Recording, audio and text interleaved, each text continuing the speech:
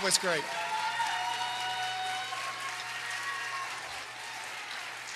And I have been blessed, and that's important for me this morning. Another round of applause for Soul in Motion and Vision's Contemporary Dance Company. Next year, they will celebrate their 30th anniversary, so in 2014, so that's a milestone, I think. And also, I want to thank the Richard Montgomery High School Jazz Combo, directed by Peter Perry, who was before we started, and of course, Joshua Somerville, who played the piano for us. He's an accomplished pianist, singer, and teacher who was here in the auditorium. Good morning. I'm David Smith, and I'm chair of Rockville's Human Rights Commission.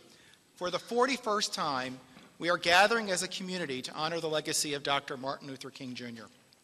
For Rockville, this is a long-standing tradition which reflects our city's commitment to diversity, tolerance, the promotion of human rights and opportunities and liberties for all Americans. We had to get up a bit earlier this morning for today's program. In the past, our program started at noon, but because of the inauguration of President Obama, we moved it up to 10 a.m. Another change is that the event itself will be shorter than in the past, ending at about 11:30, so that we can collectively watch the swearing in of the president in the cafeteria. I hope you will join us afterwards. Our event this year focuses on milestones. Every individual has personal and professional goals that they strive for in life. Once attained, these goals, milestones if you will, often offer inspiration for others to work toward. Milestones can also take on a broader context and reflect the collective will of people to move in a direction of expanding rights and freedoms. In Maryland this past year, the passage of the DREAM Act and marriage equality both represented that march forward. And in the swearing in of President Obama today, a new milestone has been reached as a nation is re-electing our first African-American president.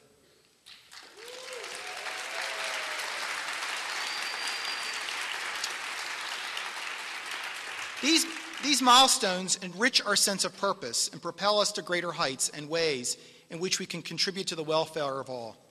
Dr. King once said, "Everybody can be great because anybody can serve. You don't have to have a college degree to serve. You don't have to make your subject and verb agree to serve. You only need a heart full of grace, a soul generated by love."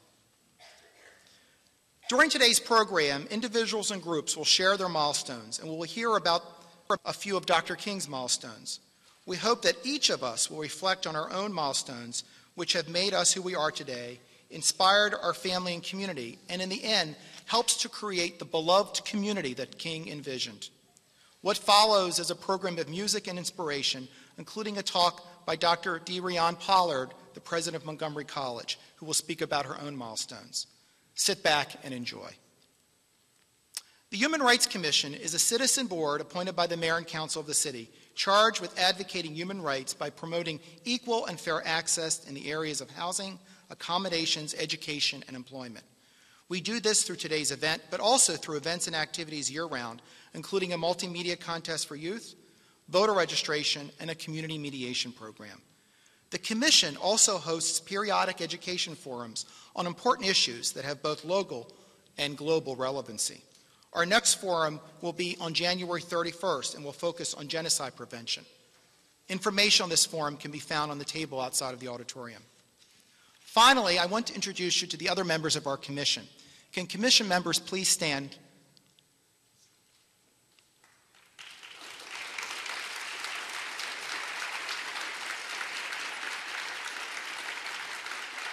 Thank you.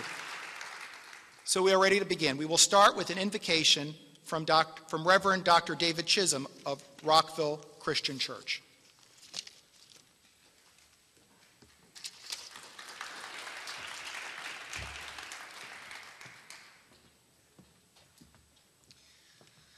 Good morning. Hope you don't mind. My daughter Lane is going to help us out this morning. Wherever you're sitting, I'd like to invite you to join hands with someone nearby. And according to your custom or inclination, I invite you to prayerfully join with me now. Eternal light of the world, In these moments, we call to mind the faith of Reverend Dr. Martin Luther King Jr. and the vision for the children of this nation that faith called to his mind. By faith, he envisioned a future when every one of this nation's children would have the opportunity for quality education. By faith, he envisioned a future when every one of this nation's children would grow up with a positive sense of self-worth. By faith, he envisioned a future when every one of this nation's children would be judged by the content of the character and not the color of their skin. By faith, he envisioned a future when segregation and prejudice would give way to illumination and reconciliation, and when every one of this nation's black children and white children, children of every skin color, would join hands as brothers and sisters. We are mindful that the guiding light of Dr. King's faith led him toward justice, forgiveness, the power of peaceful action, and love that overcomes every obstacle. Because he saw that justice, forgiveness, peace, and love were part of your eternal character. Like Moses, Reverend Dr. King may have only beheld the substance of that vision from a distance. Yet as we join hands together here this morning, recalling the power of the Spirit within him, our eyes are filled with a similar vision, our hearts with a similar inspiration, and our hands take hold of something of the substance of his highest hope and dream. In counting the milestones of that vision that we have passed, we give thanks that our children now or one day will enjoy the opportunities that Dr. King only saw from a distance. And in counting the milestones stretching out before us, we ask for a wisdom beyond our years and a strength of the beloved community, hand in hand, joined as brothers and sisters for the journey ahead. And may this assembly and this joining of hands be counted in some small way as another marker on the road toward justice and peace, reconciliation, brotherhood, equality, and love. Amen.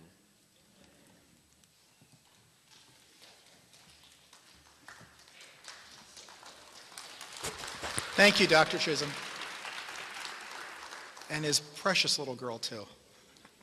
Our next performer, Jamil Third Son Soul, has been described as inspiring, spiritual, and food for the soul. Originally from Alabama, he has been singing and dancing since he was 11. While at Bethune-Cookman University, he joined the university's renowned concert choir.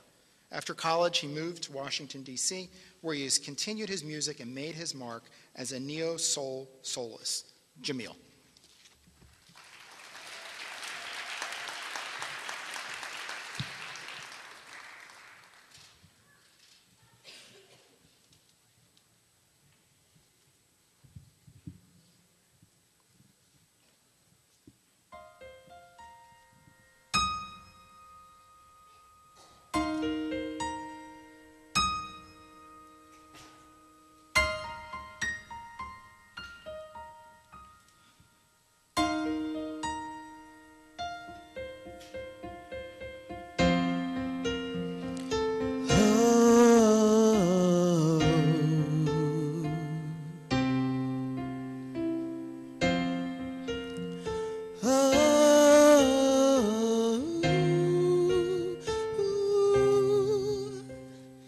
One man come in the name of love, one man come and go.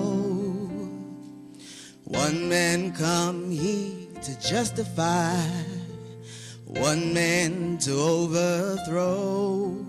In the name of love, one more in the name of love. In the name of love, one more in the name of love. One man washed on an empty beach, one man betrayed with a kiss, one man caught on a barbed wire fence,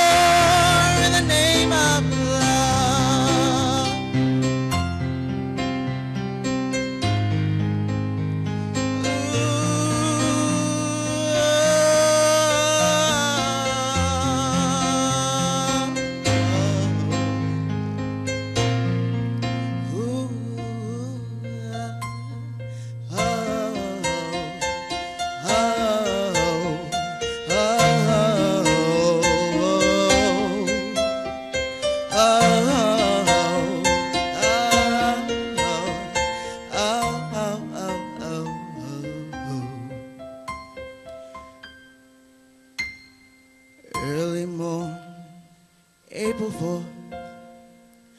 Shots ring out on the Memphis sky. Realize they took your life. They could not take your pride in the name of love. One more in the name of love. In the name of love. One more in the name of love. In the name of love. One more in the name of love. In the name of love. One more in the name of love.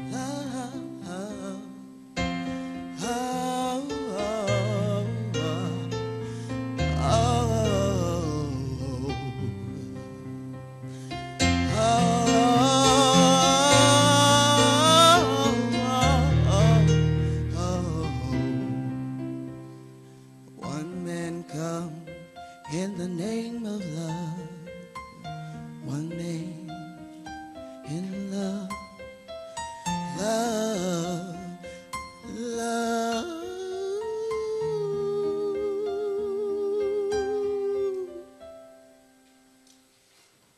Thank you.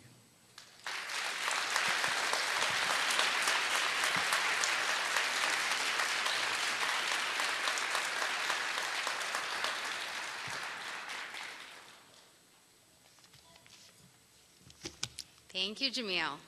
I'm happy to introduce now a longtime supporter of this event, the mayor of Rockville, Phyllis Mercutio.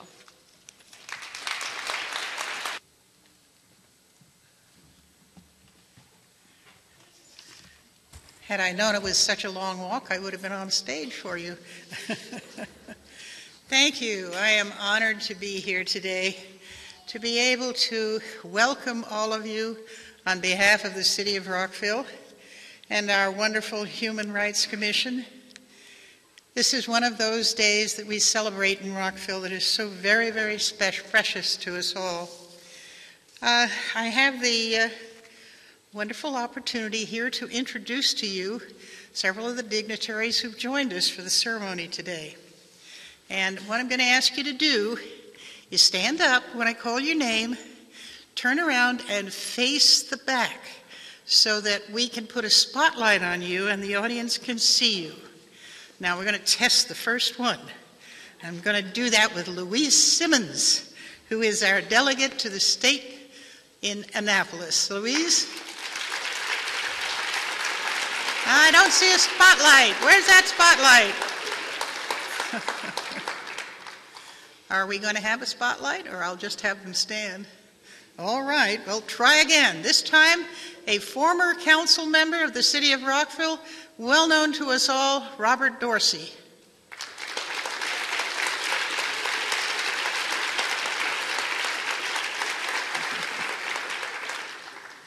Former Mayor Steve Van Grack.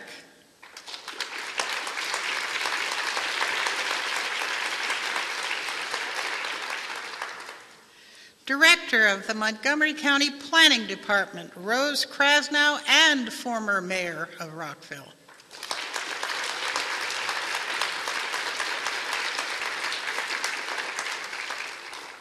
Jim Gilchrist, delegate in the State House in Annapolis.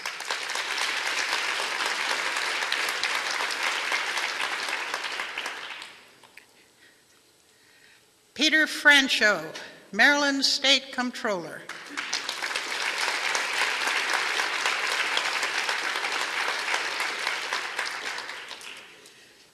Jenny Forehand, State Senator, Annapolis, Maryland.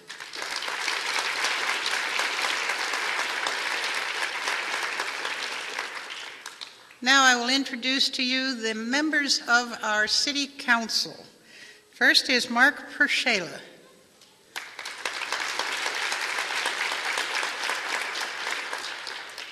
John Hall, Jr.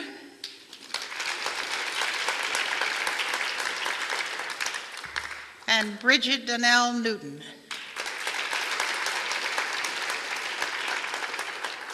Rockville City staff who are present, Jenny Kimball, Assistant City Manager.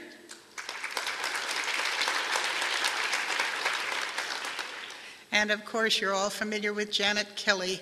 She works with our neighborhood services as in great support of the Rockville Human Rights Commission that is integral to making this event happen.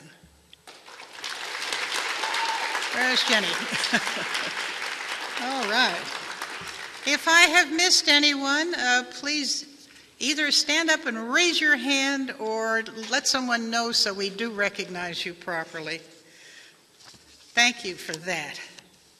Now, I have been asked to give a couple of remarks and to sort of stay with the theme, which is milestones.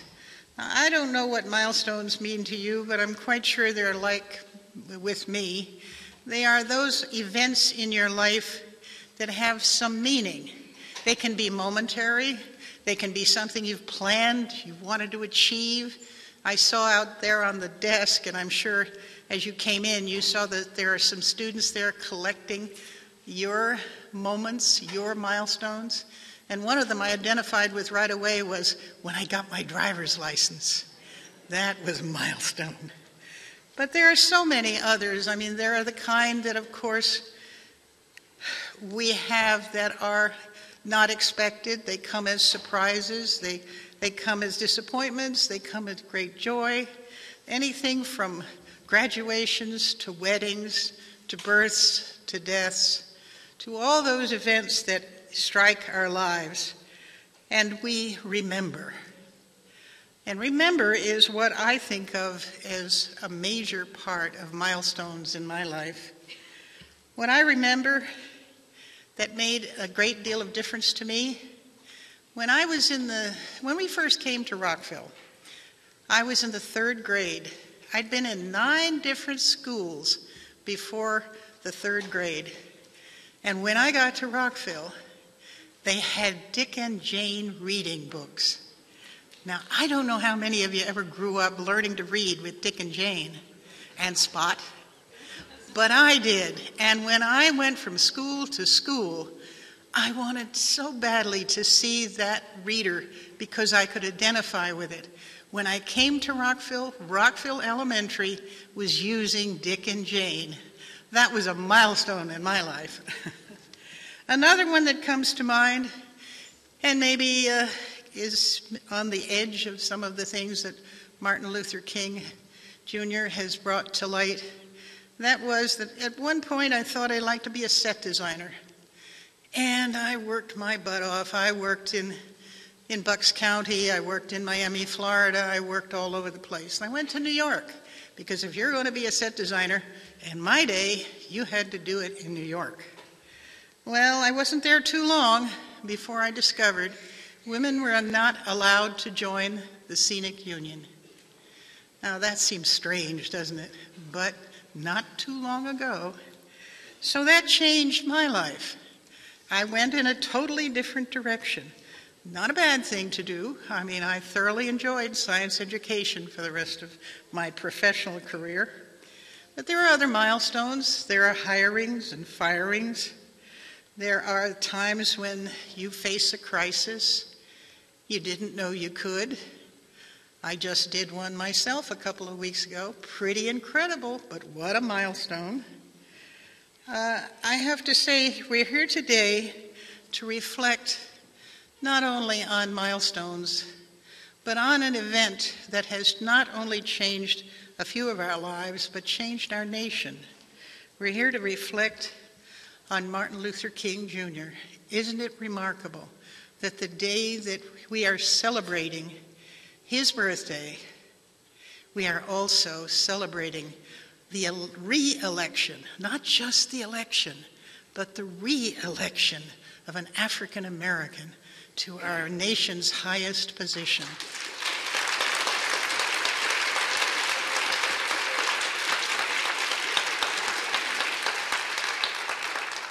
I am honored to be here. I thank all of you who are here and will see this momentous event on TV at least. Will feel the same sense of joy and tremendous vision for the city, for the country, for the world. I thank you so much for giving me an opportunity to say a few words, and now I'll turn it back to our manager here. David, where are you? All right. Thank you. Thank you, Mayor. And now we have the Four Seasons dancers. The troupe dances in a variety of styles, including Broadway, Irish, tango, samba, gypsy, Indian, the list goes on. Very talented group. The director of the company is Elena Indrakovova-Jones. Please welcome them.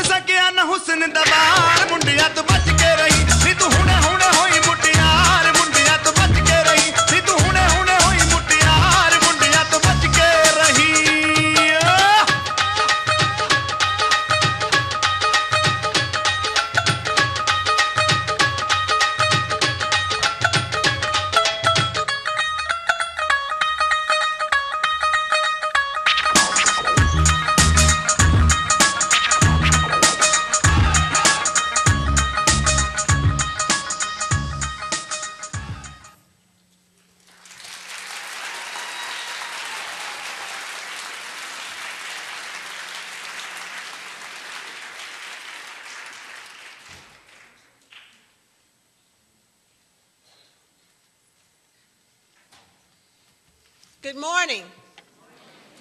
That was Bollywood, performed by the Four Seasons Dancers. The Four Seasons Dancers have a repertoire of over 30 international dances encompassing cultural forms from 4 continents. Our second selection today also represents a people originally from the Indian subcontinent, but who in recent centuries are more commonly associated with Eastern Europe. Here again are the Four Seasons Dance Group with their version of Hungarian Gypsy. Enjoy.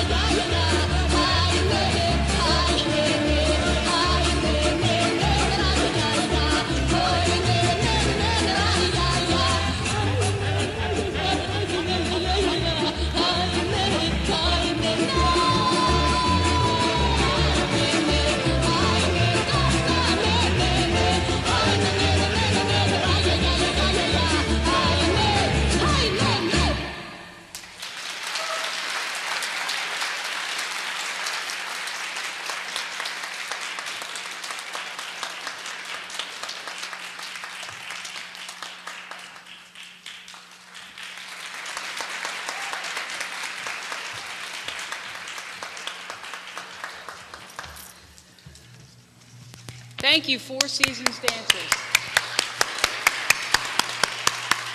Good morning, ladies and gentlemen. Dr. Darian Pollard was born in Chicago, Illinois, where her family instilled an early love of learning. She earned her bachelor's degree from Iowa State University in 1993. She earned a Master of Arts in English from Iowa State University in 1995. And in 2005, she was awarded her PhD from Loyola University. Her career in education began at the College of Lake County in Illinois, where she was an assistant professor of English. She went on to serve as acting dean, assistant vice president, and then vice president of educational affairs. Later, she served as administrator and instructional president of Los Positas College in California. In August of 2010, Dr. Pollard continued her deep-rooted commitment to teaching and learning when she assumed leadership as president of Montgomery College, becoming the first African-American female president of the college.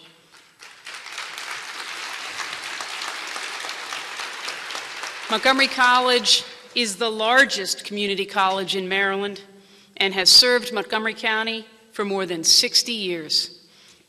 As a proud graduate of Montgomery College, I am very honored to welcome our keynote speaker and my friend, Dr. Darian Pollard.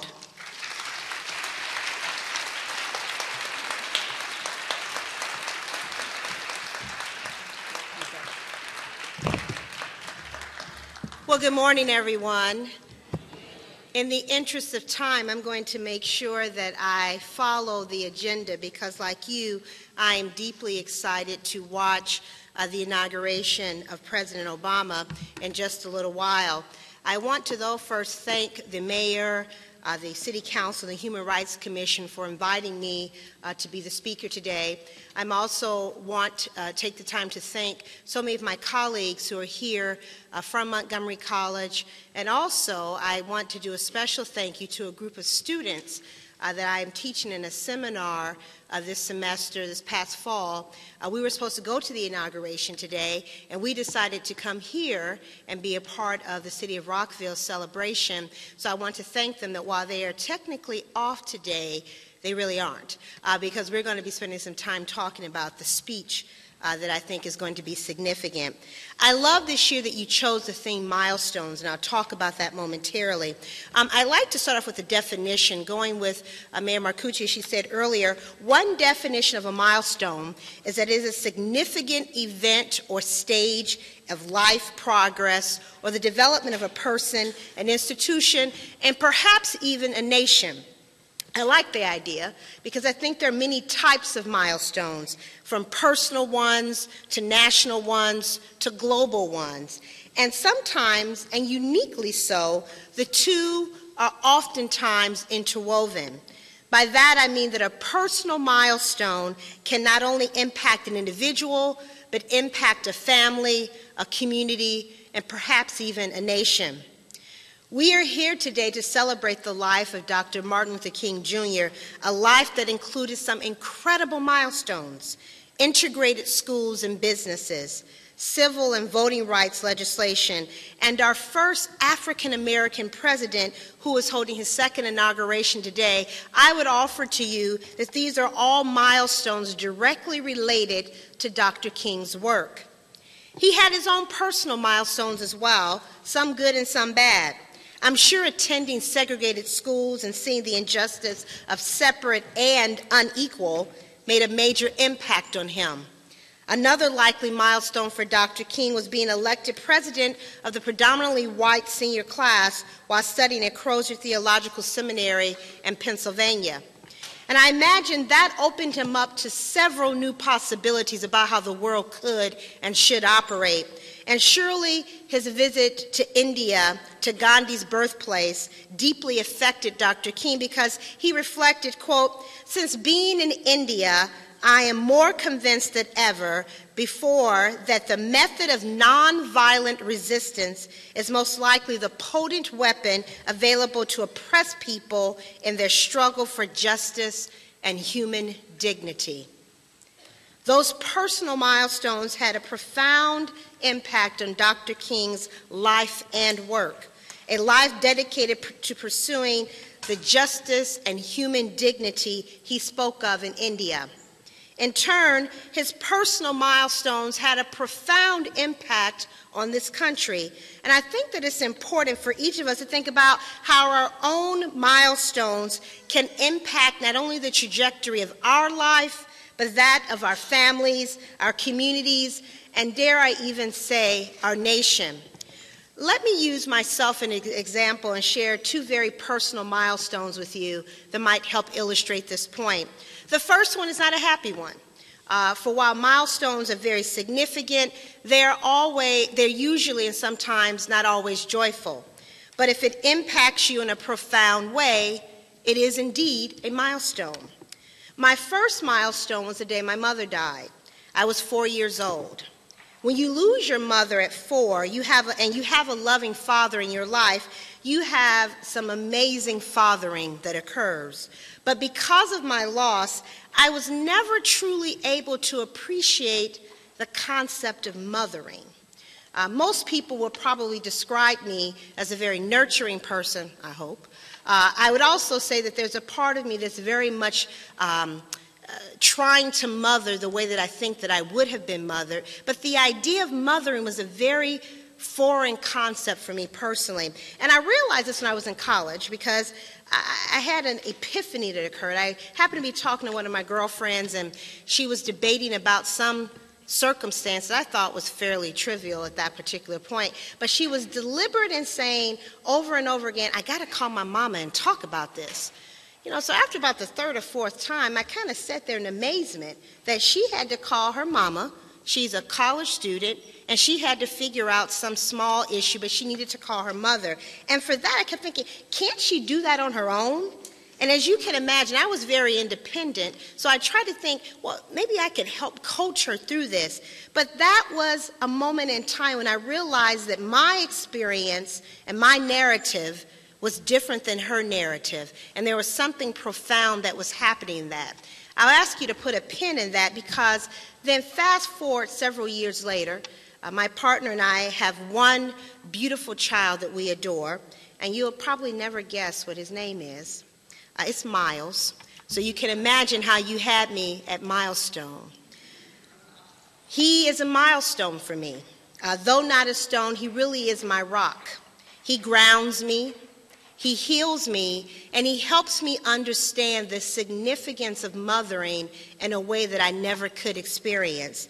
He inspires me, though, to want to make the world a better place, one filled with compassion and civility, and just the kind of world that Dr. King envisioned, a world where the golden rule is paramount, where we treat others the way we wish to be treated. A mothering bonus for me, though, is that I get to read some wonderful children's books to Miles. And there's one that has really stuck out with me, one that I think that envisioned the world that Dr. King would have imagined. And it's called The Peace Book. Is anybody familiar with this book? It's written by Todd Parr, and he lays out a very simple set of examples about what peace means through a child's eyes. May I share that with you? Y'all out there? All right. It's called The Peace Book. Peace is making new friends. Peace is keeping the water blue for all the fish. Peace is listening to different kinds of music. Peace is saying you're sorry when you hurt someone. Peace is helping your neighbor. And peace is reading all different kinds of books. Peace is thinking about someone that you love, and peace is giving shoes to someone who needs them. Peace is planting a tree. Peace is sharing a meal. Peace is wearing different clothes. Peace is watching it snow. Peace is keeping the streets clean. Peace is offering a hug to a friend. Peace is everyone having a home. Peace is growing a garden. Peace is taking a nap. Peace is learning another language. And peace is having enough pizza in the world for everyone. Peace is keeping someone warm. Peace is new babies being born. Peace is being free. Peace is traveling to different places. Peace is wishing on a star. Peace is being who you are. Peace is being different, feeling good about yourself, and helping others. Peace is making the world a better place because of you. Now, I love this book because it's so simple and its vision is so profound. I never would have seen it had it not been for my son, because he has also changed my worldview. He made my desire for this world to be a better place a more urgent one that's more necessary for his sake and the sake of all the children that live in this world, because they enter the world without prejudice, with love and openness. Have you ever watched children on a playground playing? Miles started kindergarten this year, and I walk into his classroom. It's like a little UN. Every shade, every color, every religious identity, they're all there in one place. And he comes home and he tells, Mama, do you know it's Diwali? It's about lightness. He tells me this. He tells me, Mama, do you know that Ian can't eat meat because of his religion? Mama, help me understand how and why we look different. There's something very profound about seeing the world through children's eyes. So that's why I think today's organizers were so on target when they chose the theme milestones, because whether it's me or Dr. King or each and every one of you here today, it's important that each of us understand that our own stories profoundly influence us, how we lead or how we choose to follow, how we interact with others, how we think about the world that we live in. But the real secret to a more peaceful existence may be in trying to learn and understand other people's milestones, to understand their narratives and their lives and how these milestones influence their lives. As the Peace Book notes, peace ranges from wearing a different set of clothing to making friends to being who you are. And at its heart, I believe, is a call for compassion. Dr. King understood the need for compassion better than anyone. Has anyone visited the MLK Memorial in Washington? It is profound. There's some beautiful words etched along the memorial, but my favorite one is this: darkness cannot drive out darkness. Only light can do that. Hate cannot drive out hate. Only love can do that. Some call Dr. King a radical thinker. And do you know what the word radical means? It actually means in Latin, the root. So yes, he was a radical leader, in that he got to the root of things, the essence, the stripped down, the most important things that we needed to deal with. And what Dr. King knew so well was that after maneuvering our own personal milestones, is that the idea of treating other people as we wish to be treated, of the need for a more compassionate world, that this is the root of all things. He spoke to who we could be, our best selves, even if we have so much work to do as the struggle for dignity and justice continued. He saw the possibilities. He also said, I have the audacity to believe that peoples everywhere can have 3 meals a day for their bodies, education and culture for their minds, and dignity and equality and freedom for their spirits. I believe that most of us would agree with Dr. King's notion of justice, that we have that same wish for our children, the children in this room, in our community, in our state, in our nation, and in the globe. I would offer to you that they should never know what it's like to be hungry. They should never know what it's like to be homeless. They should never know what it's like not to have access to education and higher education. There's another great quote that I often hear when I think about this, that social justice is love made public. If you love someone, you don't want them hungry. If you love someone, you don't want them homeless. So the idea of extending ourselves means that we understand that we are interconnected. We are a part of something with each other. So the struggle for justice requires that we extend ourselves to get to the place of empathy, even if we disagree vehemently with the essential truth of someone else. Why?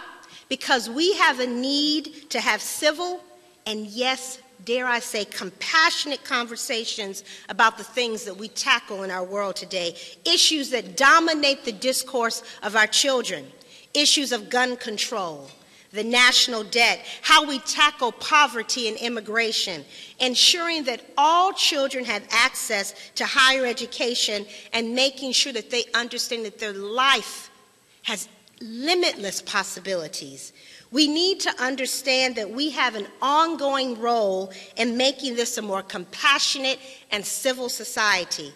Dr. King never stopped, even after he won the Nobel Peace Prize. He was a momentous figure in our history, not simply because of his beautiful words, or even for his incredibly brave deeds, but because he motivated and invited others to join him.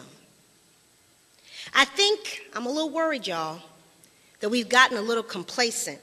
There's a line from the movie School Days.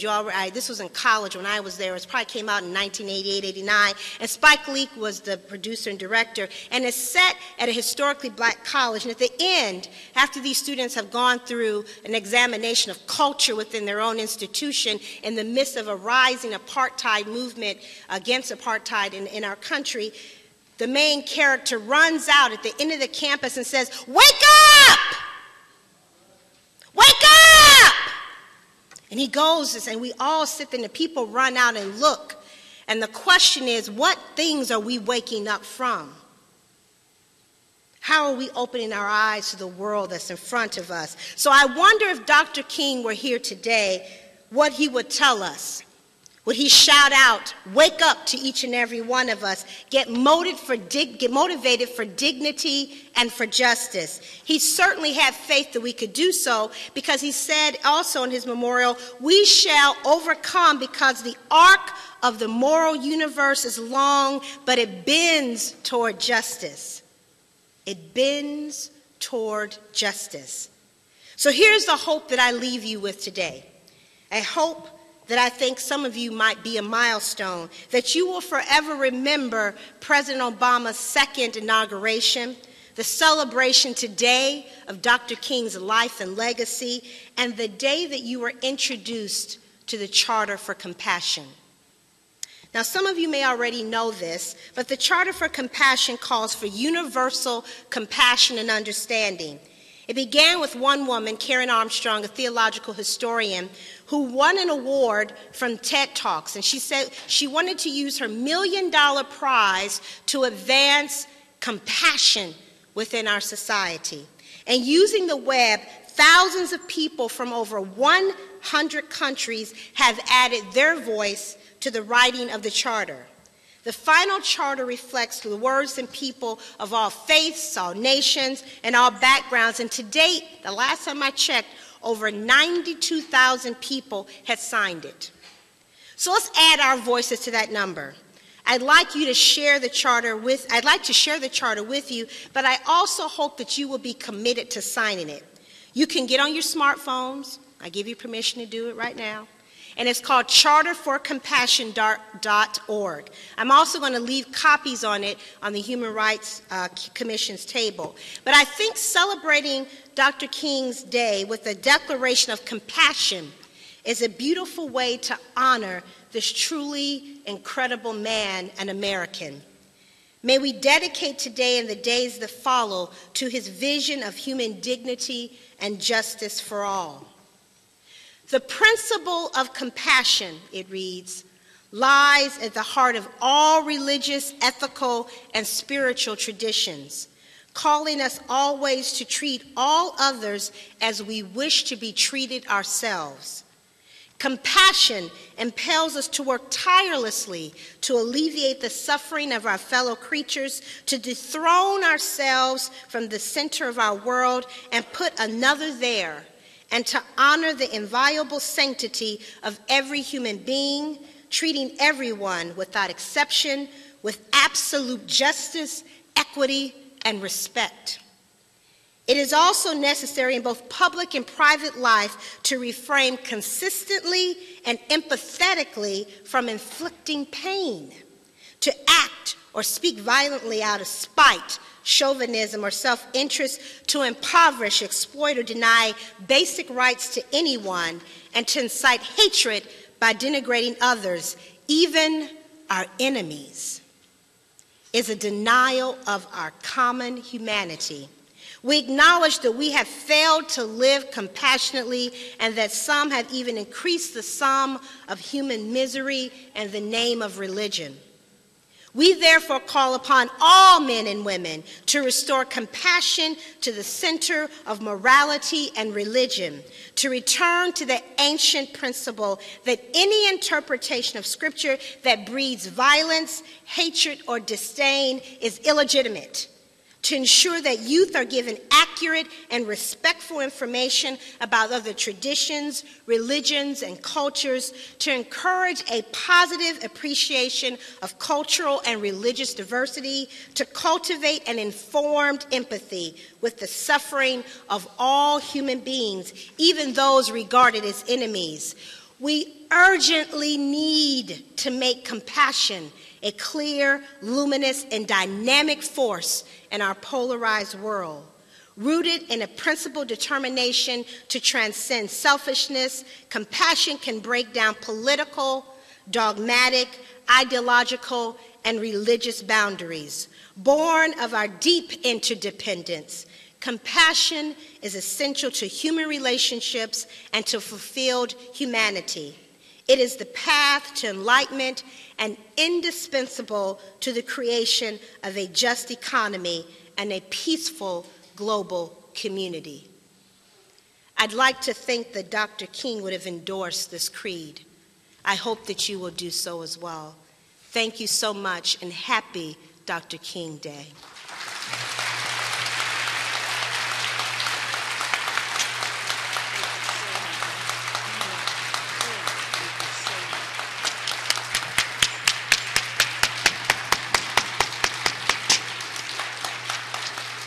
Thank you so very much, Dr. Pollard, for your inspiring words, for being a part of our program today, and equally as important, for being one of our milestones. Thank you so much.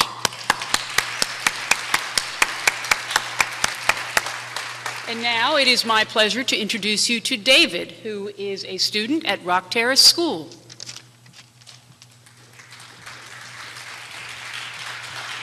Thank you. Hello.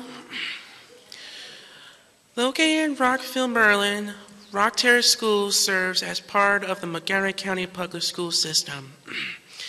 Rock Terrace serves students with special needs ranging from ages 11 through 21. When students graduate with a Merlin certificate, our school prepares students for independent living, employment, and participation in the community. Music is one of the many specialized classes offered to encourage students to work with others in order to reach personal and shared goals. Thank you very much.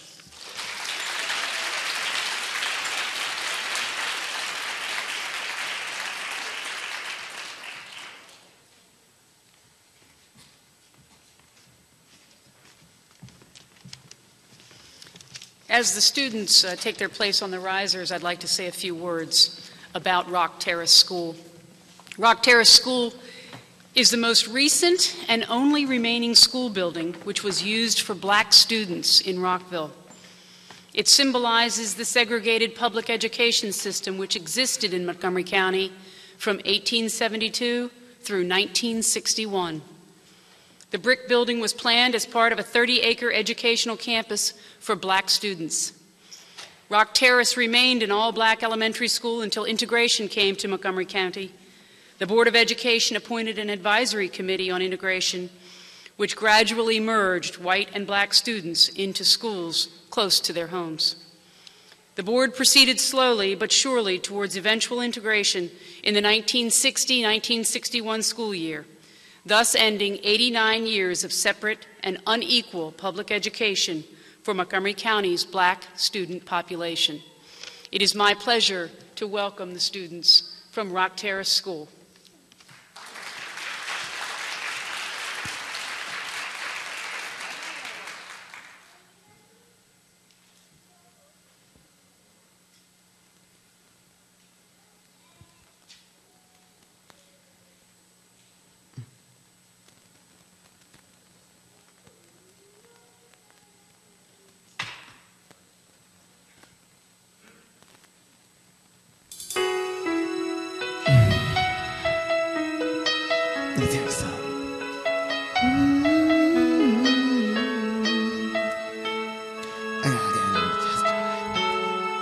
Listen now. And there's a hero when you reach inside your hand. You don't have to be afraid of what you are. And there's an answer when you reach into your soul, and the sorrow that you know will melt away.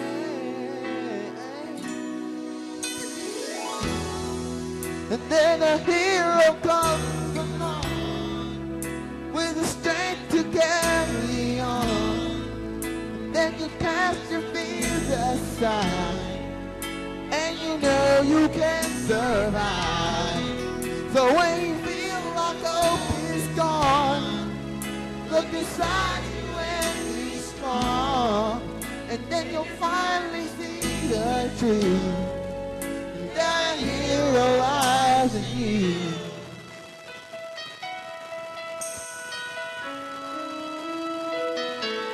And it's a long road. Come on. If you race your world alone, no one reaches out a hand for you to hold. And you can follow when you reach within yourself, and the emptiness you felt will disappear. Sing with me now, okay. And then a hero comes along with the strength to carry on, and you cast your fears aside, and I know you can survive. So when you feel like hope is gone, look inside you and be strong, and then you'll finally see the truth. The hero lies in you. Alright, let me sing the lyrics here. When no one knows, dreams are hard to follow, but don't let anyone tear them away. And hold on, there will be tomorrow. In time, you'll find a way.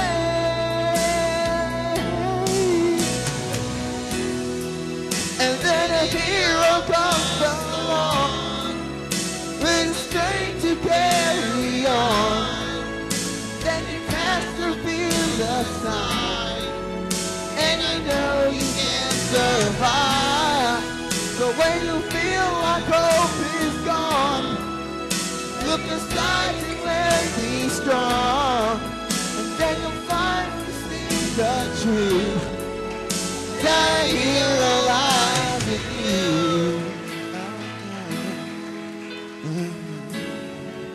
And that hero lies in you.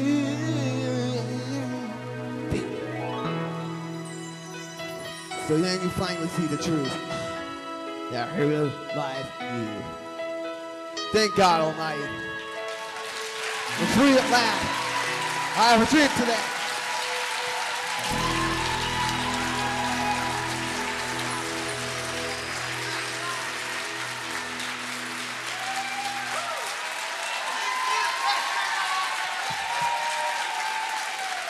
Bastard boys! That was very moving. Thank you. Thank you, Rock Terrace Choir. Thank you. As our theme today is milestones, we wanted to introduce you to individuals who will speak on their personal and professional milestones. Taron Johnson, an accomplished athlete, will first share his inspiring story. And then we will watch a short video on milestones of people that we want you to get to know. Taron?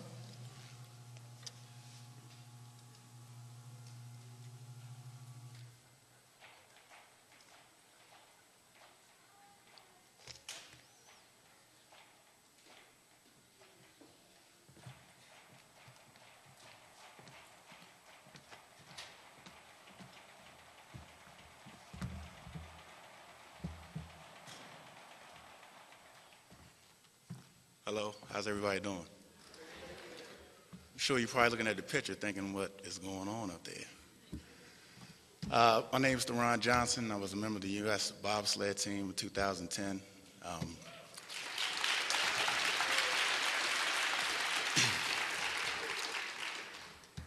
Just want to say this is an honor to come up here and actually sit up front and watch everybody. It's great. Going into the sport of bobsledding, it was kind of weird. It's not something that you would kind of wake up and think about, oh, I'm going to be a bobsledder. We're not on ESPN. We're not on the cereal box, but it was wild. I was driving around one day, and it was a brand new gym that was opened up, and right up here in Gaithersburg, and the owner of the gym, he just came up to me. He said, well, you know, you got some speed. I seen you running back and forth across the gym. Why don't you come try for the bobsled team? I'm like, the bobsled team? Why don't you take me down to Redskin Park, see if I can catch a few balls?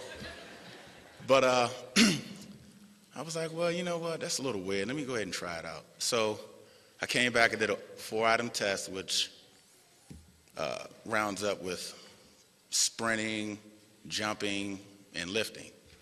And I did pretty good, so it was all right.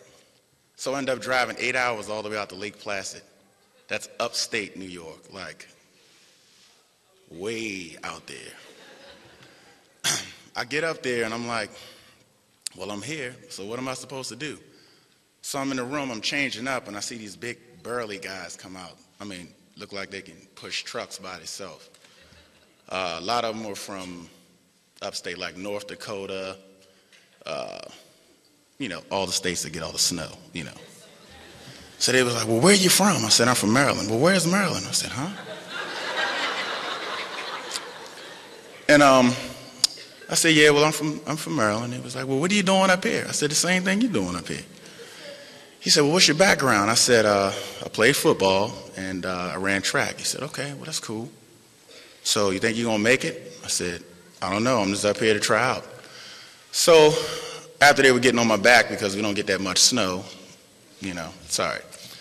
I tried out against 37 different athletes from all over the United States and ended up coming in second place. And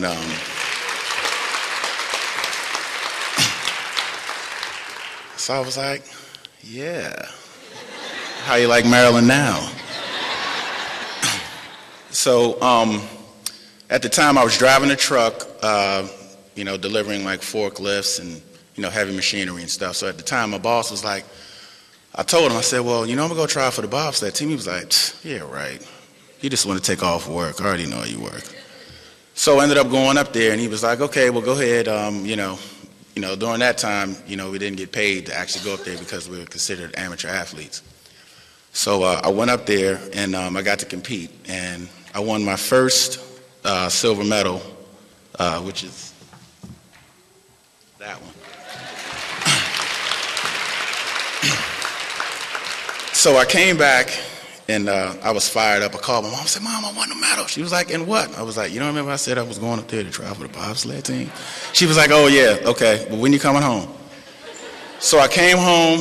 I went directly to my boss. I put the medal on his desk, and he was, I don't know, talking to some real important people at the time, and I just put it on his desk. He said, well, what's this? I said, this is my medal. He said, you went up there and made the team? I said, yeah. He said, "Get out of here." I said, "Yeah, so I have to leave next week. I have to fly to Utah, so I'm going to need you to pay for my flight, and I'm going to need a per diem check." He says, all right. It was kind of weird because at the time, my kids were little. During this time, say the season started in October, I didn't know what it consisted of. I mean, we were in Canada where it was like -30. I had freezer burns from the steel. I was a brakeman. I was the fast guy on the back. So, and if you know what bobsledding is, I'm pretty sure you've seen Cool Runnings. Yeah, Cool Runnings. It was, just going out there competing against a lot of the different athletes who, had different backgrounds and never thought of it. They kind of got thrown into it. It was weird. I had a lot of people that was against what I was doing because they were like, "Well, why don't you go try out for the Ravens or the Redskins?" Or I'm like, I'm tired of getting hit, and I need to work the next day. So it was a lot of people that was against what I was doing. So now I work for the public school systems. I do security, so I get to yell at kids just a little bit. And I'm also a personal trainer up there at Sarge Athletics. I kind of work with kids and, through the fundamental stages of proper technique and, knowing how to be aggressive and assertive towards what they want to do. So this is my way of giving back. I'm going to share a story with you. It's real quick because I can talk all day. David, I can talk. Okay. So I'm in Germany. We had just came from Winterberg, and the season was ending. And our bobsled spikes have like 480 small pinprick spikes on the bottom of our shoes. And I had them in my bag. I was trying to get out of there, and my bag goes through the little scanner, and ding, ding, ding, ding, it goes off, and I'm like this, standing around, and then I see these German police officers coming. They was like, "You, stand over there." I was like, "Well, look, I'm just trying to go home. I'm not from here. As you can see, I don't know anything about Germany." So I had my stuff on, and everybody was looking at me like I was a criminal or something. So they opened my bag up, they pulled my shoes out, and they looked at my shoes, and then they looked at me. Then they looked back at my shoes, and then looked at me. They said, You on the bobsled team?" I said, "Yes." They said, "Oh, Cool Runnings, Cool Runnings."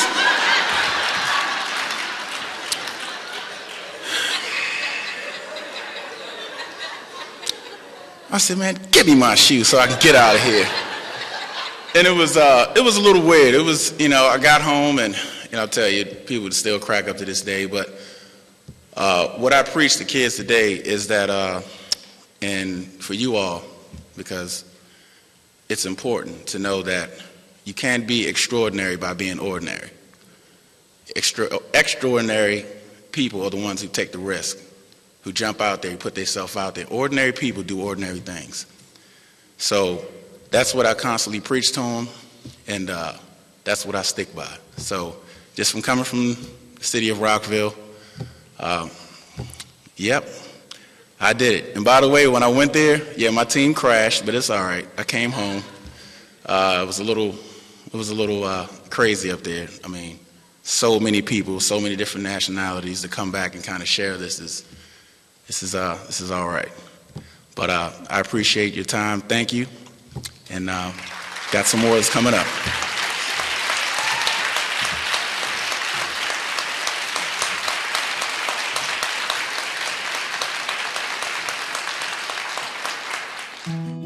Nina Clark was the second African-American principal in Montgomery County.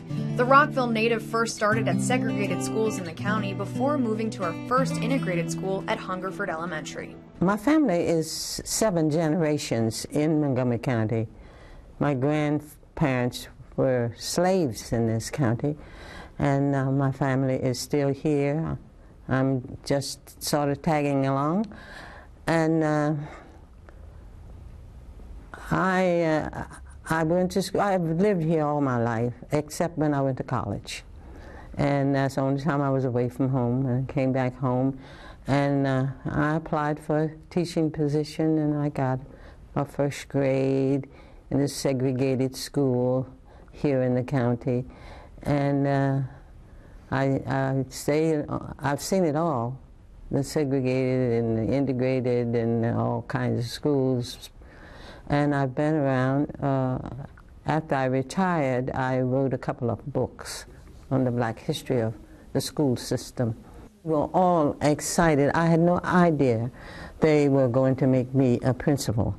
It was a school that was out of control, and they put me, I had never been a principal before, but I was put into the school and said, get this school in shape, get it back in order, and as I wasn't too happy about it, but I did. I went, and I stayed there a little over 5 years, and it became a very good school. What message would you give to people who are watching this on Martin Luther King Jr.'s day of recognition? What message would you give to people?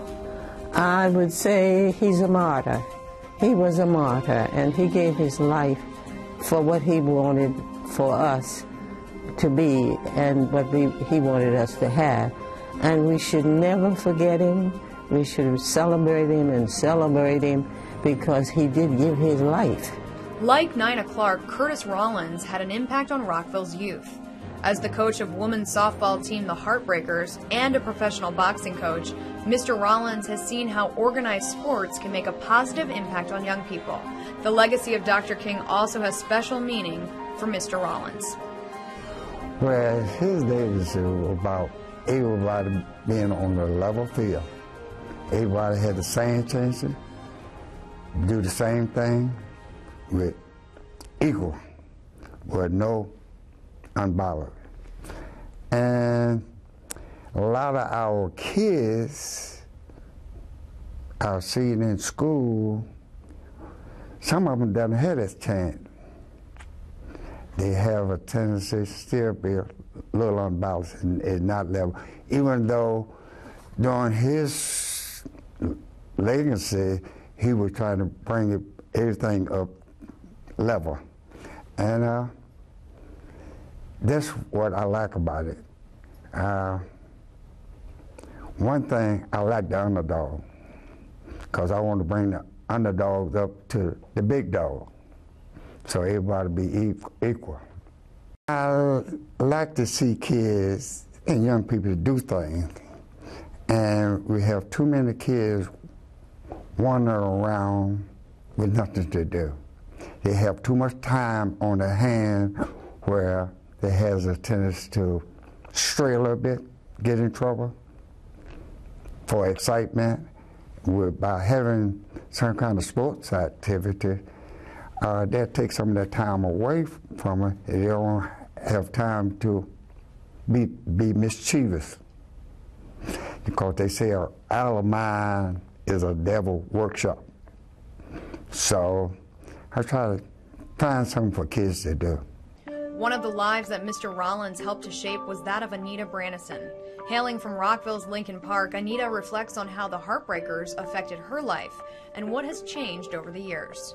Playing ball, we had a camaraderie that was more where we were together more than we are. This is my own personal feelings, that we were more together back then than we are now. I don't think that a lot of things are being taken advantage of that's for kids to be involved in. There was a lot more parent involvement. We were young parents when we started playing ball, and we always had our children with us, and to let them know that there was always something to do and to keep busy. And that was something that Martin Luther King wanted everybody to have the same, everybody to have the same opportunities. And it had to start from home. It had to start in the communities. It had to start as a people. And I think that back then we were more like that. You know, it was more togetherness, and we need more of that. We need to stick together more. And I think it's been kind of lost. We still have a long way to go. I've lived here all my life, and I now live in Montgomery Village. but Lincoln Park will always be home. That's where my heart is. The message of Dr. King has also reached those abroad. From his native country of Turkey, Batu Kaya is studying as an exchange student at Richard Montgomery High School. He understands Dr. King's legacy and is trying to make a difference here in America and eventually back home. Well, his message is really important because it's about equality. And equality is not just about applying laws and passing laws, because in order to achieve equality, you need people to respect other people. And he was pushing other people towards that goal. He really wanted to have this feeling in the community that everyone was equal and everyone could participate in social, let's say, economic and politics, in every single thing. This is what matters. So his actions, his personality, and his messages today, they're really important. And they still make us think about the ways that we can make a difference. So he's really important. He's a role model for me. Along with Batu, Valeria Semenenko came to the United States from Ukraine as a part of the Foreign Leaders Exchange Program through the U.S. State Department. Valeria has learned lessons in the States, which she plans to take back to her native country. When you're an exchange student, you bring bridges between your country and America. And when you're studying in America, you get experience and you come back and you want to create your country better. You learn something, you get experience, and you improve your country. When I was in Ukraine, our teacher, she said that America is a melting pot of different cultures.